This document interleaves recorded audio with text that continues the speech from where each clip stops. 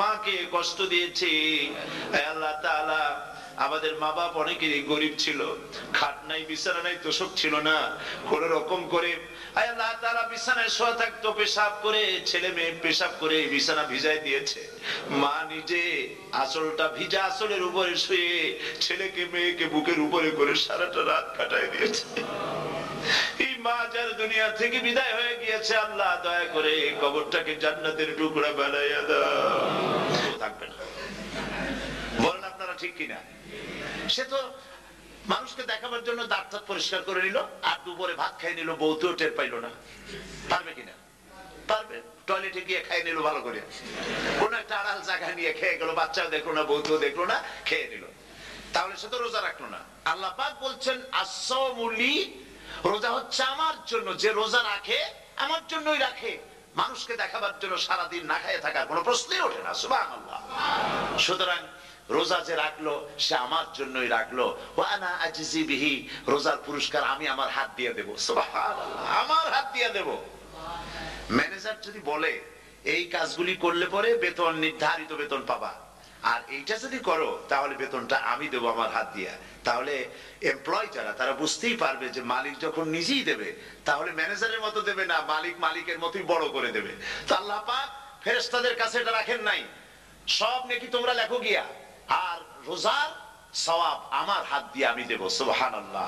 এরপরে আল্লাহ পাক বলছেন, অন্য রিওয়ায়াতে এসেছে রোজা আমার জন্য, আর রোজাদারের পুরস্কার আর কিচ্ছু না, রোজাদারের পুরস্কার আমি আল্লাহ নিজেই পুরস্কার হয়ে যাব। সুবহানাল্লাহ। হাদিস শরীফে এসেছে রোজা রাখলে পরে ক্ষুধার কারণে, খালি পেটে থাকার কারণে টক্সিন জাতীয় এক প্রকারের গ্যাস তৈরি হয় পেটের ভেতরে, স্টমাকের মধ্যে, ফলে মুখে এক রকমের দুর্গন্ধের সৃষ্টি হয়। নবীজি বলেছেন রোজাদারের মুখের থেকে যে গন্ধ বের হয়, আল্লাহ পাকের কাছে রোজাদারের মুখের গন্ধ মিস্ক আম্বারের চাইতে বেশি পবিত্র। আপনার মুখের গন্ধটাও আল্লাহর কাছে পবিত্র। রোজাদারের জন্য, রোজাদারদের জন্য জান্নাতের একটি দরওয়াজা খাস করে রাখা হয়েছে, যার নাম রায়্যান। এই দরওয়াজা রোজাদারদের জন্য, কেবলমাত্র রোজাদারেরা সেখান থেকে প্রবেশ করবে, আর কেউ প্রবেশ করতে পারবে না। এই রোজাদারদের সম্পর্কে আল্লাহ পাক বলেছেন, হাদিস শরীফে এসেছে, বুখারী শরীফের হাদিস, রাসূল করিম সাল্লাল্লাহু আলাইহি ওয়াসাল্লাম বলেছেন লিস-সাইমি ফারহাতান, ফারহাতুন ইনদা ফিতরিহি ওয়া ফারহাতুন ইনদা লিকাই রাব্বিহি। রোজাদারের জন্য দুইটা খুশি। কয়টা খুশি বলুন তো? কে বলছেন?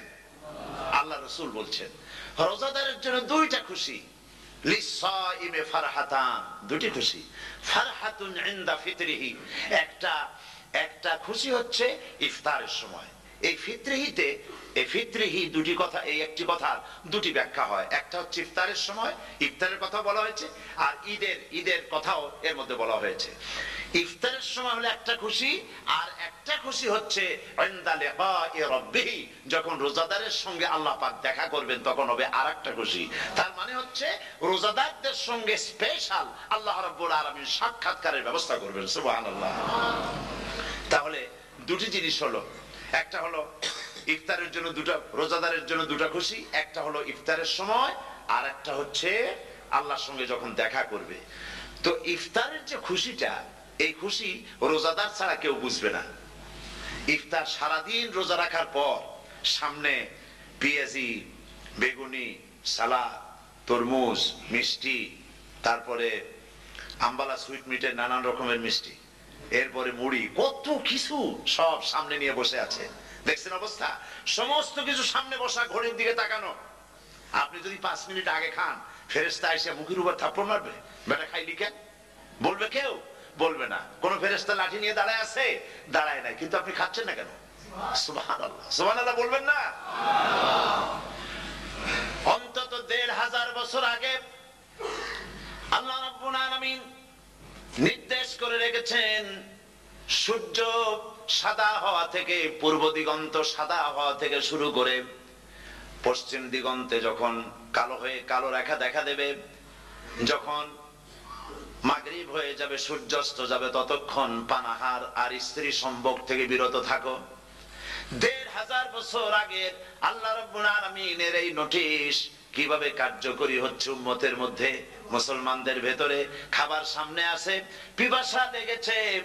এখন তো পিপাসা লাগে না, খুব ঠান্ডার সময়, এখন রোজা রাখতে খুব মজা হবে, তাই না? খুব মজার রোজা। কিন্তু এই রোজা যখন জুন মাস আর জুলাই মাসে আসবে, তখন টের পায় মানুষ রোজা কাকে বলে। প্রচন্ড পিপাসা, সামনে সব খাবার পড়ে আছে, একটা খাবারের দিকে রোজাদারের হাত যায় না, ঘড়ির দিকে তাকায় আর চুপ করে বসে বসে আল্লাহর জিকির করতে থাকে। আল্লাহ কয়, ফেরেশতারা দেখ, এই বান্দা বানাইতে নিষেধ করছিলি, সুবহানাল্লাহ। আল্লাহ খুশি হয়ে যান। রোজাদার অপেক্ষা করতে থাকে, ঠিক যখন কাটায় কাটায় সময়টা এসে গেছে, তখন আল্লাহর নাম করে খুরমা দিয়ে পানি দিয়ে ইফতার শুরু করে দিল। আল্লাহ পাক খুশি হয়ে গেলেন। এই যে ইফতার, সারাদিন রোজা রেখে ইফতার করায় যে মজা, রোজা রাখলো না এরকম লোকেরাও কিন্তু ইফতার করে, করে না? পুরান ঢাকায় আছে, ঢাকা তো কয়েকটা এলাকা আছে, পুরান ঢাকার লোকেরা নাকি বলে যে, যারা রোজা রাখে না তারা বলে যে রোজা না রাখে একরকম পাপ করছি, আর ইফতার না করে কবিরা গুনাহ করবো নাকি, ইফতার তো করাই লাগে। তো খুব মজা করে ইফতার করে তারা।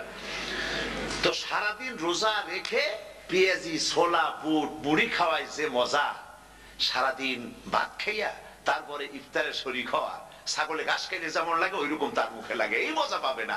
রোজাদারের যে মজা লাগে সেই মজা সে পাবে না।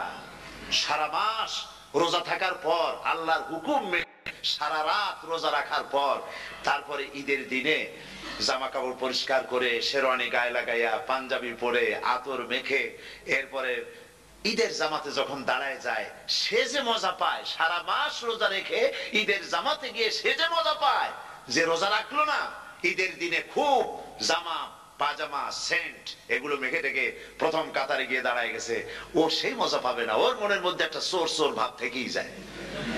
সে মনে মনে ভাবে, এই জামাত আমার না, জোর করে আসছি, এইখানে দাঁড়াবার যোগ্যতা আমার নাই। মনের মধ্যে সে একটা অপরাধী ফিল করে, সে ফিল করতে থাকে। সুতরাং রোজাদারের জন্য দুইটা খুশি, একটা হচ্ছে ইফতারের সময়, আর একটা খুশি হবে যখন আল্লাহ তাদেরকে দেখা দেবেন। সুবহানাল্লাহ। এই রোজা আল্লাহ পাক দান করেছেন। আচ্ছা, কি জন্য রোজা আমাদের দিলেন? এই জন্য দিয়েছেন যে একটা মাস পৃথিবীর মুসলমানরা না খেয়ে থাকুক দিনের বেলায়, ওই না খেয়ে থাকা যে খাবারগুলি বাঁচবে, এগুলি আল্লাহ অন্য কোন এলাকার মানুষদের খাওয়াবেন নাকি? এই জন্য করেছেন রোজা, এই জন্য করেন নাই। রোজার ফজিলত আল্লাহর নবী বলেছেন, রমজান মুবারকের এত ফজিলত, মানুষ যখন কোন ইবাদত করে, আল্লাহ পাক সেই ইবাদতের নেক আমলের সওয়াব 10 থেকে শুরু করে 700 পর্যন্ত বাড়ায় দেন। 10 থেকে শুরু করে 700 করে 700 বাড়ায় দেন, ইল্লা সাওম, রোজা ছাড়া। নবীজি বলেছেন, রমজান মুবারকে কেউ যদি একটি নফল কাজ আদায় করে, একটি নফল ইবাদত করে, অন্য মাসের একটি ফরজ আদায় করার সওয়াব আল্লাহ পাক নামায়ে আমলে দিয়ে দিবেন। রমজান মুবারকে কেউ যদি একটি ফরজ আদায় করে, অন্য মাসের 70টি ফরজ আদায় করার মতো সওয়াব আমলনামায় আল্লাহ দিয়ে দিবেন। সুবহানাল্লাহ।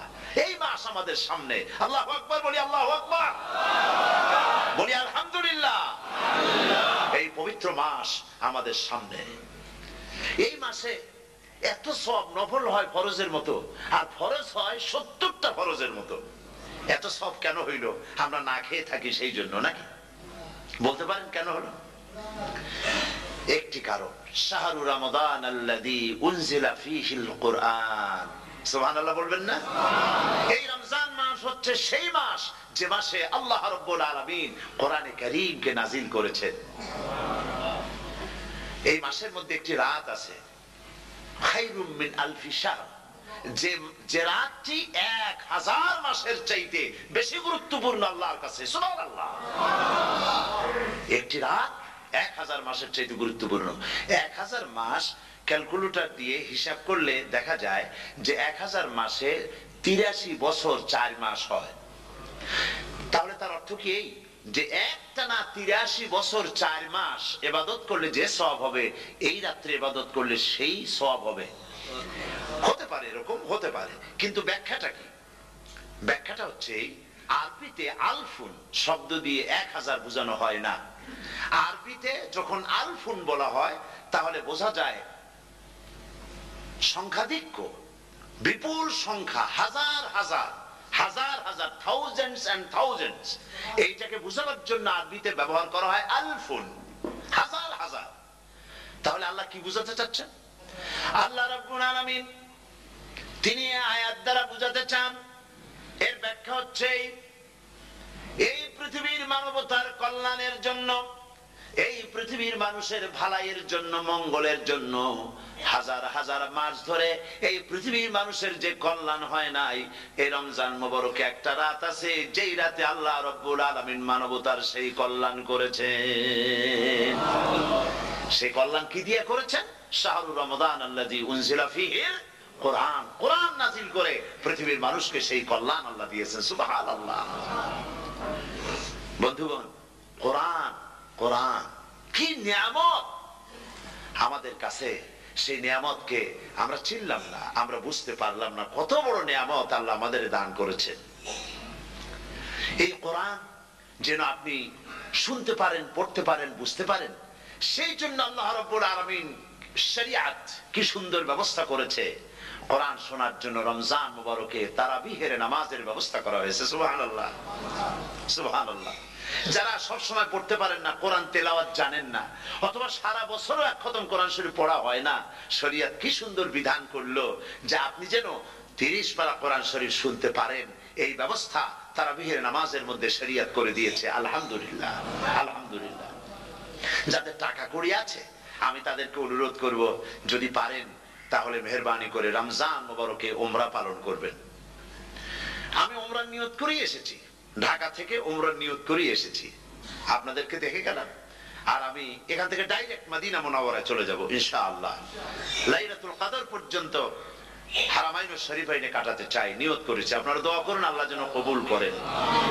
কি মজা যখন আপনি হারামাইনুশ শরীফাইনে যখন তেলাওয়াত শুনবেন, আপনার কাছে মনে হবে যেন কোরআন শরীফ নাজিল হতেছে। সুবহানাল্লাহ।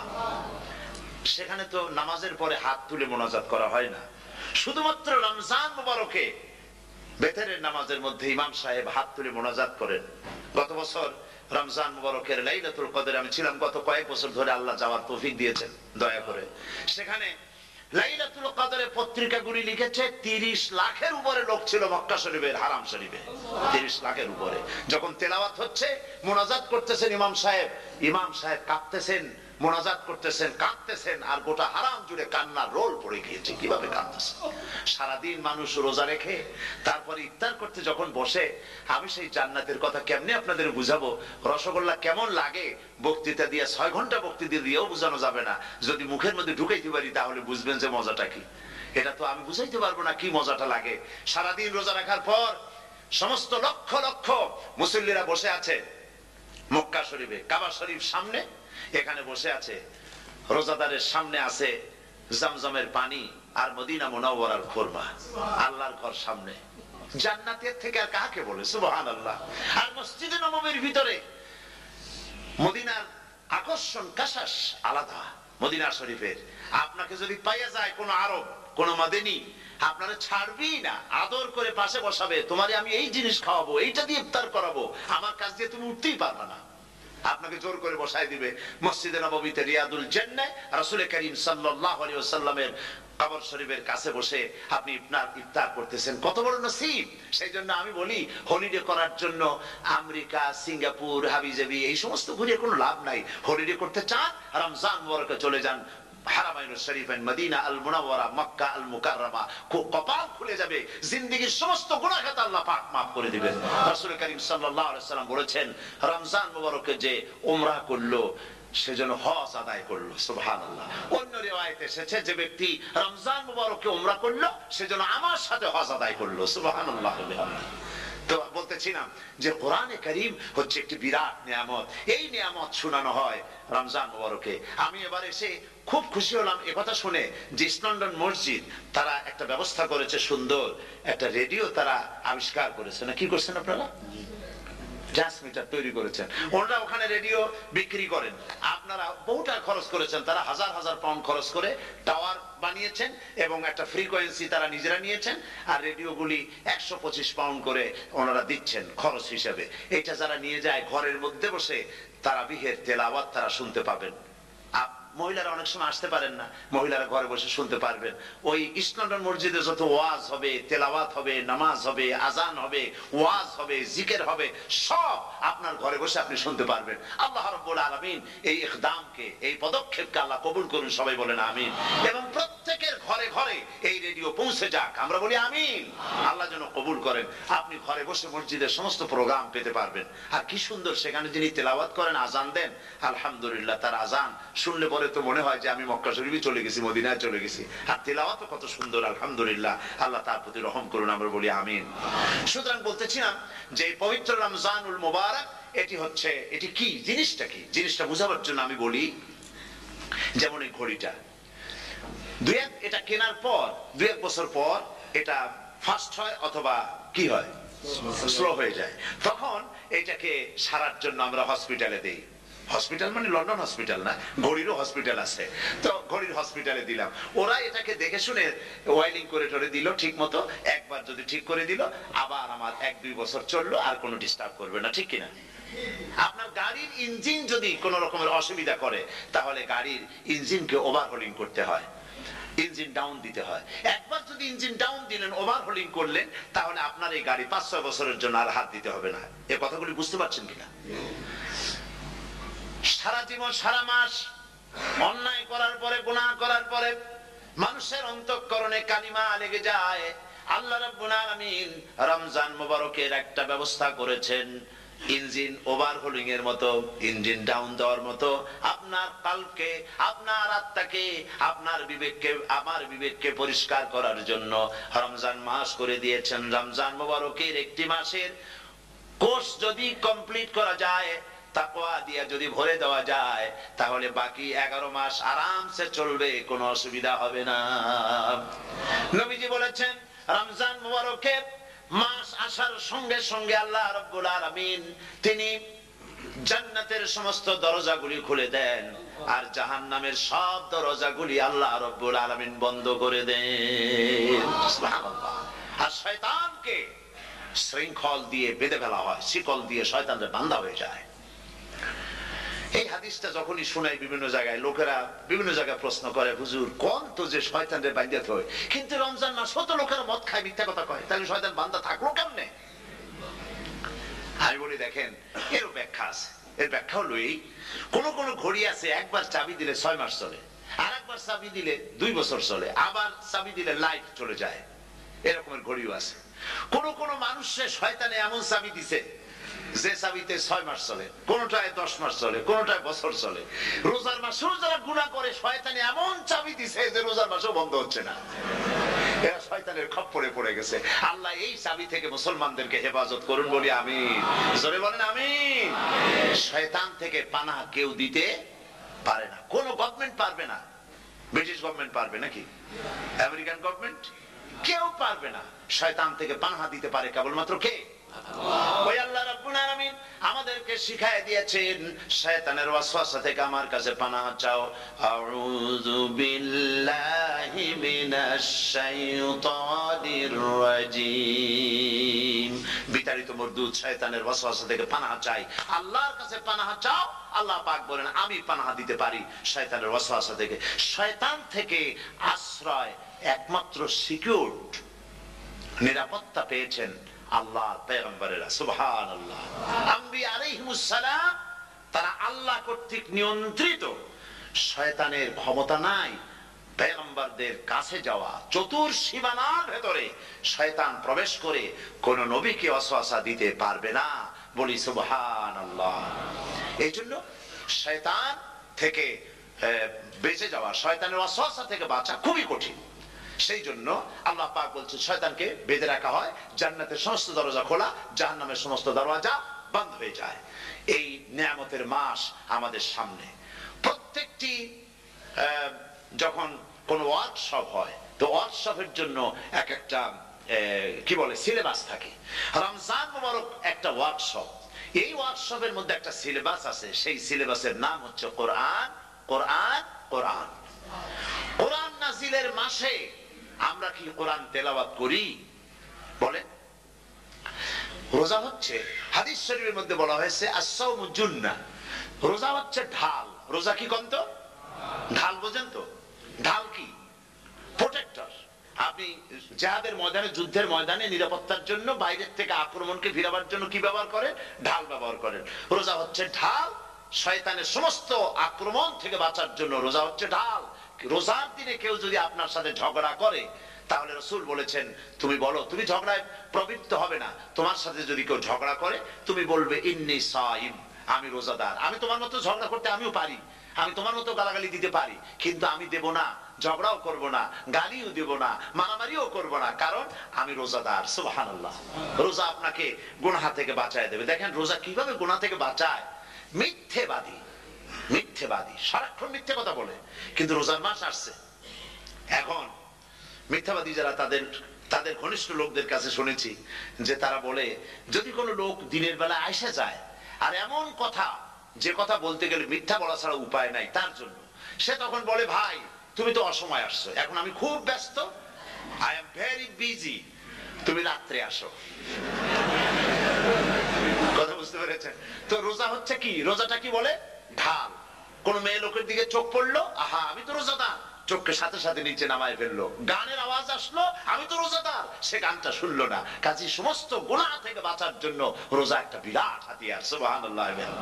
এই মাসে আল্লাহ রাব্বুল আলামিন এই মাসটা, এই রোজাটা কেন দিয়েছেন? লাআল্লাকুম তাত্তাকুন, ইয়া আইয়ুহাল্লাযীনা আমানু কুতিবা আলাইকুমুস সিয়ামু কামা কুতিবা আলাল্লাযীনা মিন ক্বাবলিকুম লাআল্লাকুম তাত্তাকুন। হে বিশ্বাসীরা, তোমরা যারা ঈমান এনেছো, শোনো, আমি রোজাকে তোমাদের জন্য ফরজ করেছি, যেমন করে ফরজ করেছিলাম তোমাদের পূর্বপুরুষদের উপরে।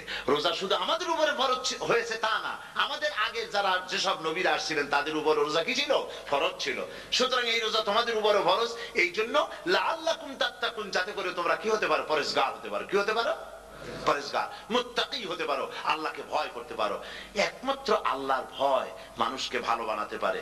একটা মানুষ জান্নাতে যাওয়ার জন্য, জাহান্নাম থেকে বাঁচার জন্য একটা জিনিস, কয়টা জিনিস বলেন?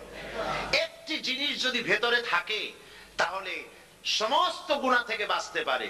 আর একটি জিনিস যদি না থাকে তাহলে এমন কোন কাজ নাই পৃথিবীতে যা সে করতে পারে না। সেই কাজটার নাম কি? তাকওয়া। সবাই বলেন কাজটার নাম কি? তাকওয়া। যদি ভেতরে আল্লাহ পাকের ভয় থাকে, রব্বুল আলামিন আমাকে দেখছেন, তিনি আমাকে শুনতেছেন, এই ভয় যদি অন্তঃকরণের ভিতরে থাকে, তাহলে এই লোকটি কোনো গুনাহের কাজ করতে পারবে না, মিথ্যা বলতে পারবে না, ওজনে কম দিতে পারবে না, খাদ্যে ভেজাল দিতে পারবে না, শয়তানি বদমাশি করতে পারবে না। আর যদি এই জিনিসটির অভাব থাকে, যদি তাকওয়া না থাকে, তাহলে সমস্ত অন্যায় কাজ সে করতে পারবে। এই জন্য আল্লাহ রাব্বুল আলামিন বলেন, রোজা এই জন্য দান করেছে যাতে করে, রোজার মাস এই জন্য দিলাম, লাআল্লাকুম তাত্তাকুন, তোমাদের ভিতরে তাকওয়ার সৃষ্টি হয়। এই ওয়াজ আমি আপনাদের সামনে অনেকবার করেছি। হযরত ওমর রাদিয়াল্লাহু তাআলা আনহু রাতের বেলায় ঘুরতে ঘুরতে দেখেন এক বাড়িতে আলো জ্বলছে, শেষ রাত। এই রাত্রে বাড়িতে আলো জ্বলে কেন? ভাবলেন কোন অসুখ বিসুখ হলো নাকি। তো উনি কাছে গেছেন, গিয়ে কান পেতে শুনতেছেন। বাড়ির মালিক বুড়ি তার যুবতী মেয়েকে ডেকে বলছে, মা ওঠো, তাড়াতাড়ি ওঠো। কেন? কয় যে সকাল তো হয়ে গেল, দুধ দই এনেছি, আমি দুধ এনে রাখছি, এখন তুমি পরিমাণ মতো সবটা পাত্রে পানি দিয়ে ভরে দাও, তাহলে ওজন বেশি হবে আর আমরা ভালো লাভ করতে পারবো। মেয়ে বলছে, মা তুমি বলো কি, এটা আমার দ্বারা সম্ভব না। কেন সম্ভব নয়? হযরত ওমর এক ফরমান জারি করেছেন, তিনি বলেছেন পানিতে, দুধের মধ্যে পানি মিশাতে নিষেধ করেছেন। তাছাড়া রাসূল করিম সাল্লাল্লাহু আলাইহি ওয়াসাল্লাম খাদ্যদ্রব্যে ভেজাল দিতে নিষেধ করেছেন। কাজেই হযরত ওমরের এই নির্দেশকে আমি অমান্য করতে পারবো না। মা বলছে, দেখো ওমর এখন তো ঘুমাইতেছে, এত রাত্রে তিনি কি এখানে আসছেন নাকি আমাদের এই কারবার দেখতে? তুমি পানি মিশাও ইচ্ছে মতো। মেয়ে বলছে, মা হযরত ওমর ঘুমাতে পারেন, তার পুলিশেরা, তার গোয়েন্দা বিভাগের লোকেরা ঘুমাতে পারেন, হযরত ওমরের চোখকে ফাঁকি দেওয়া যাবে, হযরত ওমরের পুলিশকে ফাঁকি দেওয়া যেতে পারে, কিন্তু আল্লাহ রাব্বুল আলামিনের চোখকে ফাঁকি দেওয়া যাবে না। আমার পক্ষে সম্ভব নয়, আমি দুধে পানি মিশাতে পারবো না। হযরত ওমর রাদিয়াল্লাহু তাআলা চলে গেলেন, গিয়ে তার ছেলেকে ডেকে বললেন, ছেলে আমি তো এখন বুড়া হয়ে গেছি, আমার বিয়ের বয়স নাই, আমি একটা মেয়ের খোঁজ নিয়ে আসছি, যদি আমার বয়স থাকতো এই মেয়েটার আমি বিয়ে করতাম। সুবহানাল্লাহ, সুবহানাল্লাহ। তো এই মেয়েটা তুমি খোঁজ নাও, যদি বিয়ে না হয়ে থাকে তুমি প্রস্তাব দাও বিবাহের। কি সৌন্দর্য তিনি দেখলেন মেয়েটার মধ্যে, স্বাস্থ্য, রূপ, যৌবন, কি দেখলেন? তাকওয়া। জোরে বলেন না, কি দেখলেন? তাকওয়া। এই তাকওয়া তিনি দেখলেন। এই তাকওয়ার উপরে ভিত্তি করে আমিরুল মুমিনিন, অর্ধেকটা পৃথিবীর প্রেসিডেন্ট, খলিফাতুল মুসলিমিন, আমিরুল মুমিনিন হযরত ওমর তার ছেলের জন্য পুত্রবধূ করে তাকে ঘরে নিয়ে আসলেন। সুবহানাল্লাহ। ফায়দা কি হলো? ফায়দা এই হলো, এই মেয়ের গর্ভে যে মেয়ে হলো, সেই মেয়ের গর্ভে যে মেয়ে হলো, সেই মেয়ের গর্ভে ফারুক সানি হযরত ওমর ইবনে আব্দুল আজিজ রাহমাতুল্লাহ আলাইহির মতো ফারুক সানি আল্লাহ দান করে দিলেন। সুবহানাল্লাহ ওয়া বিহামদি। এটা নাম হচ্ছে তাকওয়া। এই তাকওয়ার ব্যাপারে হযরত ওমর রাদিয়াল্লাহু তাআলা আনহু তিনি হযরত কাব বিন উবাই রাদিয়াল্লাহু তাআলা আনহুকে জিজ্ঞেস করেছিলেন যে তাকওয়ার একটা ব্যাখ্যা আপনি কি আমাকে বলতে পারেন, তাকওয়ার ব্যাখ্যাটা কি? তিনি বললেন হ্যাঁ পারি। কি ব্যাখ্যা? তিনি বললেন যে দেখুন, তাকওয়ার ব্যাখ্যা হচ্ছে এই যে সংকীর্ণ একটি রাস্তা, সরু ন্যারো একটা রোড, এই ন্যারো রোডের দুই দিকে আছে কাঁটাযুক্ত লতা পাতা। এই কাঁটাযুক্ত লতা পাতার মধ্য দিয়ে এই সরু রাস্তা দিয়ে আপনি যখন যাবেন তো কিভাবে যাবেন? হযরত ওমর বললেন আমার জামা কাপড় এইভাবে খুব আটোসাটো করে আমরা যাব, যাতে করে গায়ের চামড়াও না ছেড়ে আমার জামাও যাতে না ছেড়ে যায়। হযরত কাব বিন উবাই রাদিয়াল্লাহু তাআলা আনহু বলছেন এটার নামই হচ্ছে তাকওয়া। এটার নাম কি? তাকওয়া। এটার নাম হচ্ছে তাকওয়া। দুনিয়ার অসংখ্য পাপের ভেতর থেকে আপনি চলে যাবেন, পাপ যেন আপনাকে স্পর্শ করতে না পারে। এটার নাম তাকওয়া। বাইন মাছ নিশ্চয়ই খেয়েছেন আপনারা, না লন্ডনে পাওয়া যায় না? পাওয়া যায়। এই বাইন মাছ যারা খেয়েছেন আপনারা, আমি জানি না আপনারা জানেন কিনা, বাইন মাছ কোথায় থাকে? পানিতে থাকে না কাদায় থাকে? মাশাআল্লাহ, বাইন মাছ থাকে কাদার মধ্যে। কিন্তু এই বাইন মাছ যারা ধরেছে তাদের মুখে শুনেছি আমি যে বাইন মাছ থাকে কাদায়, ওকে যখন ধরে টেনে বের করায় কাদার মধ্যে থেকে এক ফোঁটা কাদা ওর গায়ে নাই। এই কলুষিত সমাজ, পাপে ভরপুর, গ্রেট ব্রিটেন, আমেরিকা, পাশ্চাত্য, আমাদের দেশ, সর্বত্র পাপ আর পাপ। এই পাপের মধ্যে বাইন মাছ শুধু খাইয়েন না, ওর কাছ থেকে শিক্ষাও গ্রহণ করেন।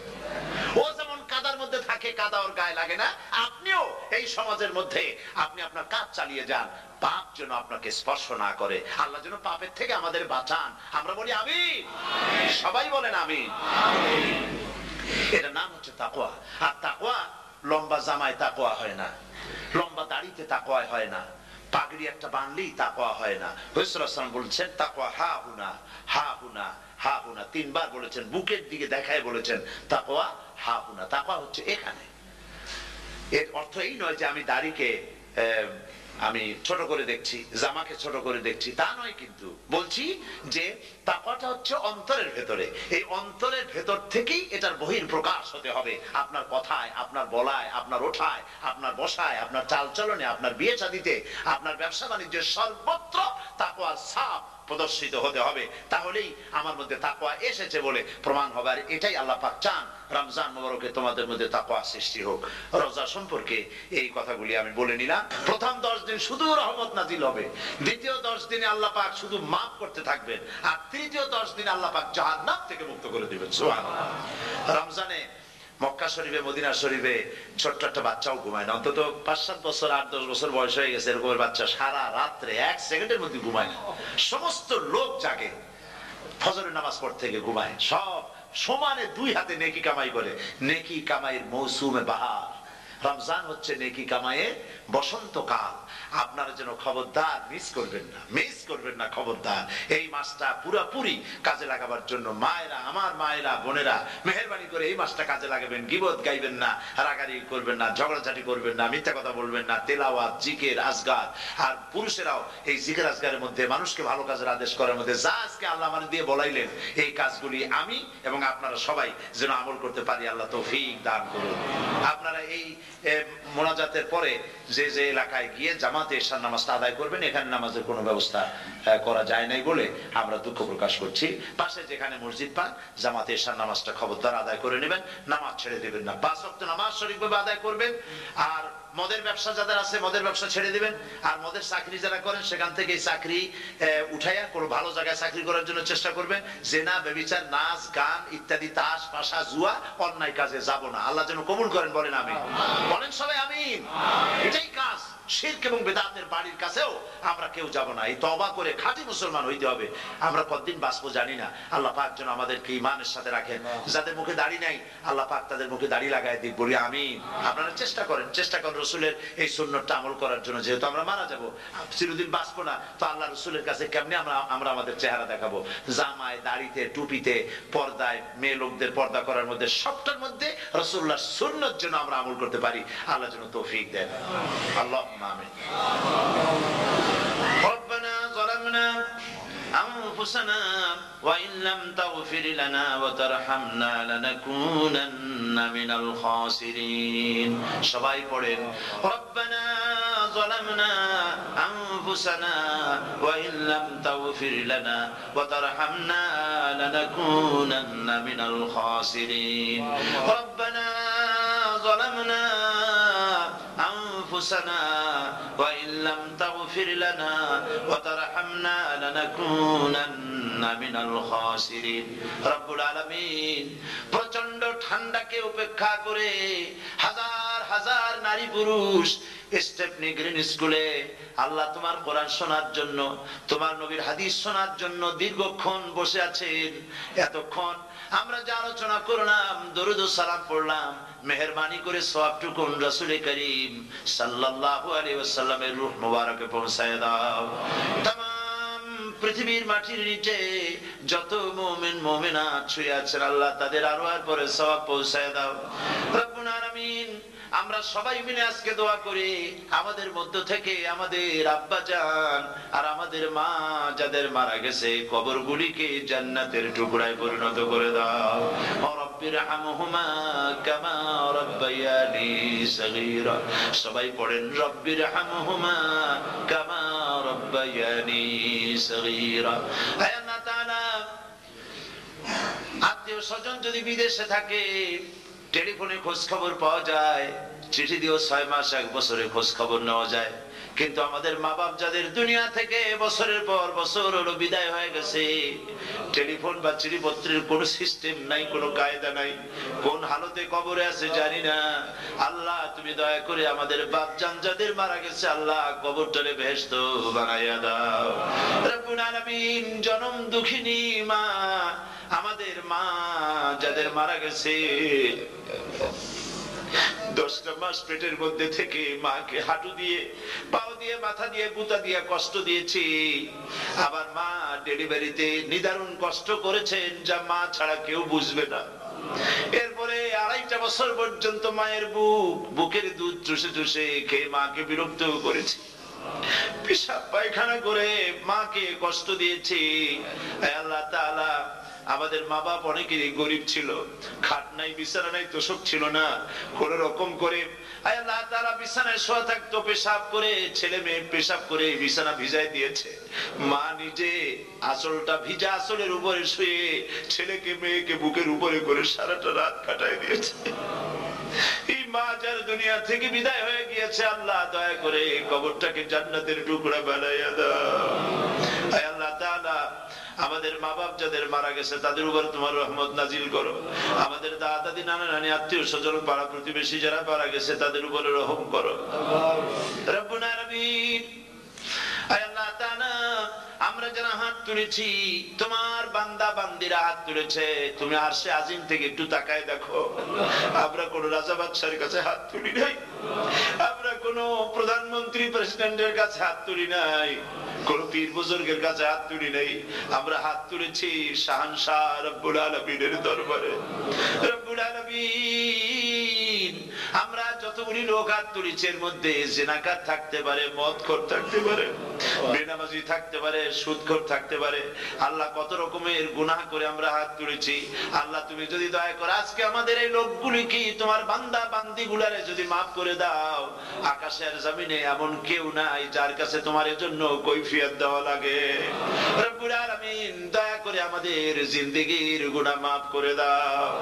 আল্লাহ তাআলা আমার মা বোনেরা কষ্ট করে এই ঠান্ডাকে উপেক্ষা করে যারা এসেছেন, আল্লাহ তুমি মা বোনদের হায়াত দারাজ করে দাও, মা বোনদেরকে পর্দায় থাকার তৌফিক দিয়ে দাও। আয় আল্লাহ মা বোনদের এমন জীবন যাপন করার তৌফিক দাও যাতে করে কিয়ামতে হযরত আয়েশা, হযরত খাদিজা, হযরত ফাতেমার সঙ্গে হাসর নসিব হয়ে যায়। আল্লাহ যে সমস্ত মা বোনদের বিয়ে হয়েছে বাচ্চা হয় নাই, আল্লাহ তুমি তাদেরকে নিঃসন্তানীকে বাচ্চা দিয়ে দাও। যাদের মেয়ে বড় হয়েছে বিয়ে দিতে পারে না, বিয়ের বন্দোবস্ত করে দাও। রব্বুল আলামিন মা বোনদের যাদের রোগ আছে ব্যাধি আছে, আল্লাহ দয়া করে সব অসুখ মাফ করে দাও। আল্লাহ আমরা যারা হাত তুলেছি ঋণগ্রস্তদের ঋণ পরিশোধের তৌফিক দান করে দাও। আল্লাহ তাআলা অসুখ বিসুখ যাদের আছে মাফ করে দাও। যারা নাকি হালাল ব্যবসা করে হালাল ব্যবসা বরকত দিয়ে দাও। হারাম ব্যবসা যারা করে, আল্লাহ মদের ব্যবসা যে হারাম ব্যবসা, তুমি মুসলমানদের মনের মধ্যে জাহান্নামের ভয় দিয়ে দাও। আল্লাহ মদের ব্যবসার মতো জঘন্য ব্যবসা থেকে মুসলমানদের বাঁচাও। আল্লাহ আল্লাহ রাব্বুল আলামিন জিনা থেকে বাঁচাও, সুদ থেকে বাঁচাও, ঘুষ থেকে বাঁচাও। এই পবিত্র রমজান মাস আসতেছে, কাদের তুমি মাফ করবে তুমি জানো। আল্লাহ এই রমজানের বরকত থেকে আমরা যেন মাহরুম না হয়ে যাই। আল্লাহ তোমার বান্দা বান্দি আমরা যারা হাত তুলেছি এমন রোজা রাখার তৌফিক দাও যাতে তুমি খুশি হও বাবু। আমাদের কান্দার তৌফিক দাও। সেহরি ভালোভাবে সেহরি করা, তোমাকে খুশি করার জন্য ইফতার করা, তোমার খুশির জন্য রোজা রাখা, তেলাওয়াত করা, সেজদা দেওয়া, নামাজ পড়া, জিকির করা, আল্লাহ তাআলা এগুলি বেশি বেশি করে করার তৌফিক আমাদেরকে দান করে দাও। রব্বুল আলামিন এই মাহফিলের ভিতরে বহু মানুষ আছে জীবনে কাবা শরীফ চোখে দেখে নাই, জীবনে তোমার হাবিবের রওজা চোখে দেখে নাই। আজকে একটা দোয়া করি তোমার কাছে, আমার মা বোনের আর ভাইরা যারা হাত তুলেছে, আল্লাহ তুমি দয়া করে মেহেরবানি করে জীবনে অন্তত একটা বার কাবা শরীফ চোখে দেখার তৌফিক দিয়ে দিও। জীবনে একটা বার রাসূল করিম সাল্লাল্লাহু আলাইহি ওয়াসাল্লামের রওজা মোবারকে যাওয়ার তৌফিক দিও। রব্বুল আলামিন অন্তত তামাম জিন্দেগির ভিতরে একটা রাতে তোমার হাবিবের সঙ্গে স্বপ্নে জিয়ারতের তৌফিক দিয়ে দিও। রব্বুল আলামিন তোমার হুকুম আর রাসূলের হুকুম মেনে চলার তৌফিক আমাদের দান করো। আয় আল্লাহ তাআলা ইসলামিক ফোরাম ইউরোপ এই প্রোগ্রামের আয়োজন করেছেন, হাজার হাজার নরনারী কথা শুনতে এলো। আল্লাহ তুমি ইসলামিক ফোরামকে কবুল করে নাও, ওয়াইউমিকে কবুল করে নাও। ইসলামের কাজ এখানে যারাই করেন আল্লাহ সকলকে তোমার দরবারে মঞ্জুর করে নাও। রব্বুল আলামিন ইসলামের বিরোধিতা করে যারা, যারা বুঝতে পারে না, না বুঝে করে অথবা বুঝে করে, ইসলামী আন্দোলনের বিরুদ্ধে মিথ্যা অপপ্রচার চালায়, হাবিজাবি গালাগালি করে, ইসলামের পথে বাধা দেয়, আল্লাহ দয়া করে তাদের হেদায়েত নসিব করে দাও। আল্লাহ দয়া করে তাদের হেদায়েত নসিব করে দাও। আল্লাহ দয়া করে তাদের হেদায়েত নসিব করে দাও। রব্বুল আলামিন বাংলাদেশ থেকে আমাদের হাজার হাজার লাখ লাখ মুসলমান নরনারী বিদেশে চাকরি করার জন্য, ব্যবসা করার জন্য এসেছে। আল্লাহ চাকরি করতে এসে, ব্যবসা করতে এসে যেন ঈমান নষ্ট কারো না হয়। আল্লাহ সকলের ঈমান মজবুত রাখার তৌফিক দান করে দাও। আয় আল্লাহ তোমার কাছে একটা দোয়া করি, জাহান্নামের আগুন 3000 বছর বসে উত্তপ্ত করেছো, জাহান্নামের আগুনে আমরা চলতে পারবো না বাবা। জাহান্নামের আগুন আমাদের জন্য হারাম করে দাও আল্লাহ। আল্লাহুম্মা আজিরনা মিনান নার। সকলে পড়েন আমার সাথে, আল্লাহুম্মা আজিরনা মিনান নার। আল্লাহুম্মা